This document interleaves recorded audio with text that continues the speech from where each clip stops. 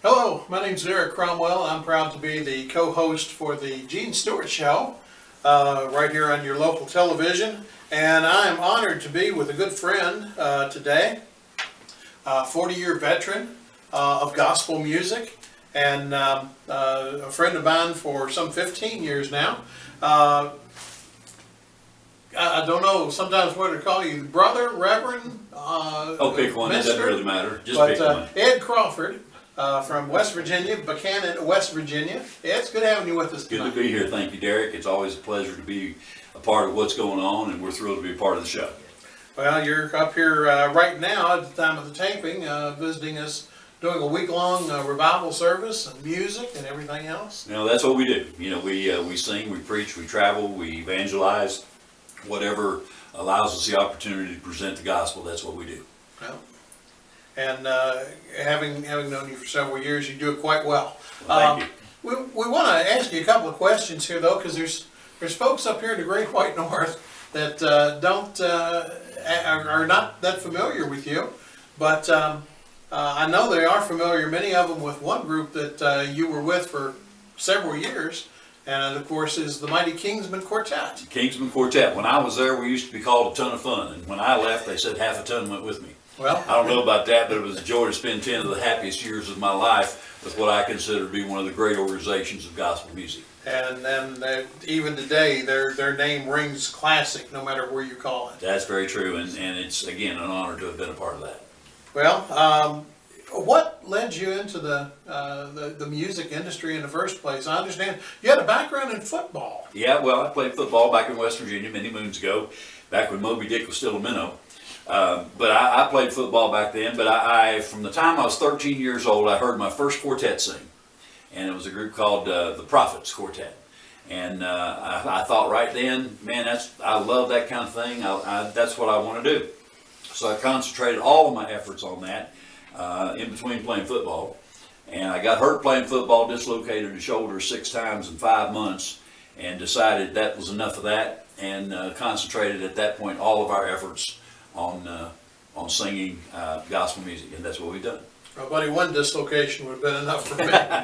Well, I wanted to play pretty bad, but I endured the rest, but it wasn't endurement. It wasn't something I enjoyed, that's for sure. Well, being from Kentucky, we always said those boys from across the mountain there were just tougher than pine nuts. So.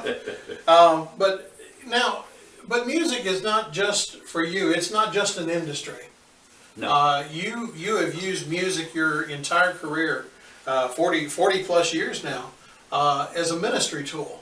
How did you come about making those work together? Actually, an old pastor friend of mine, I was a music minister for the week at his church for revival, and we were singing, and people seemed to be enjoying it, and he told me that I need to be preaching. And so in many churches they bring in a music evangelist for the week, and then they bring another evangelist in for the week, and it just seemed to make sense that if we could pull both those things together and do both at the same time, it would make things a lot easier. And that's exactly what we've done.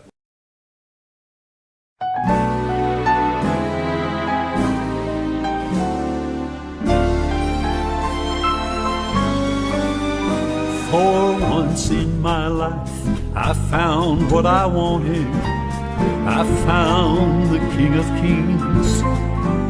For once in my life, I found what I longed for, and oh, the joy it brings. I wanted to find someone who loved me, someone to fill my heart. I longed for a friend who would never, never part. For once in my life, I came to the Savior, the Master of everything. And there in a moment, my longing was over, and oh, the joy it brings. For once in my life, I found someone who loved me, someone to thrill my heart. For once in my life, I found someone, my Lord.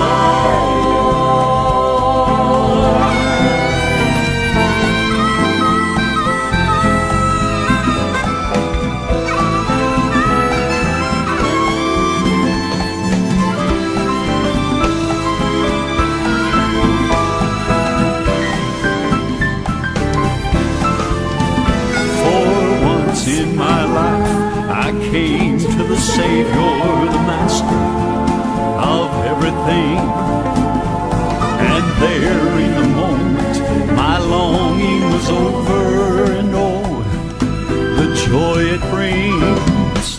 For once in my